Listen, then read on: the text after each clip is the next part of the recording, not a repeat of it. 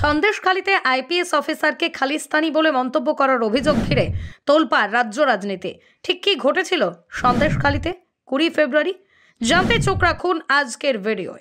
রাজ্য পুলিশের এডিজি দক্ষিণবঙ্গ সুপ্রতিম সরকার বলছেন, আজ সকালেই ধামাখালীতে 144 ধারা বলবৎ করার জন্য আমাদের বাহিনী ছিল। তার নেতৃত্বে ছিলেন special superintendent IPS Jasprit Singh. সেখানেই বিরোধী দলনেতা কয়েকজন সঙ্গী বিধানসভার বিধায়ককে নিয়ে আসেন, আর সেই সময় জসপ্রীত সিংয়ের সঙ্গে তাঁর বাদানুবাদ হয়।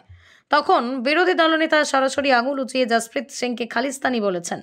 আইপিএস অফিসার জসপ্রীত সিং একটি সাক্ষাৎকারে বলছেন যে বিজেপি নেতা শুভেন্দু অধিকারী নিজেই খালিস্তানি মন্তব্য করেছেন। জসপ্রীত আরও বলেন যে আমি শুধু আমার কাজ করছি, আমি কি তোমার ধর্ম নিয়ে কিছু বলেছি? তুমি আমার ধর্মের কথা বলেছ কেন? এই আবহে এবার মুখ খুললেন বিজেপি সাংসদ সুরিন্দর সিং আলুওয়ালিয়া। বাংলা থেকে বিজেপির একমাত্র শিখ সাংসদ তিনি। এহেন সুরিন্দর নাকি আনন্দবাজার পত্রিকাকে এই ইস্যুতে বলেন, মূর্খের কথায় এত বিচলিত হওয়া উচিত নয়। এদিন মহাত্মা গান্ধী রোডে মিছিল করেন শিখ সম্প্রদায়ের লোকেরা।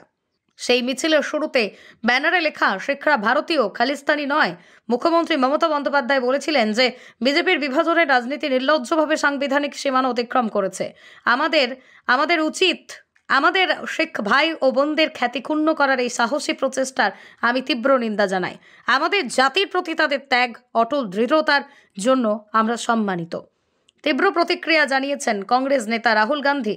শিরোমণি অকালি দলের সাধারণ সম্পাদক বিক্রম সিং মাজিথিয়া, শিরোনামে গুরুদ্বার প্রবন্ধক কমিটির প্রধান হরিজিন্দর সিং ধামি সহ সমাজের বিভিন্ন স্তরের মানুষ। খালিস্তানি মন্তব্যের আঁচ পড়েছে কলকাতাতেও। রাজ্য বিজেপি সদর দপ্তরের সামনে শান্তিপূর্ণ ধর্ণা প্রতিবাদ শুরু করেছেন শিখ সম্প্রদায়ের মানুষজন। তাদের কাছে গিয়ে করজোরে ক্ষমা চেয়েছেন বিজেপি নেতা রাহুল সিনহা, যদিও তাতে কোনো লাভ হয়নি।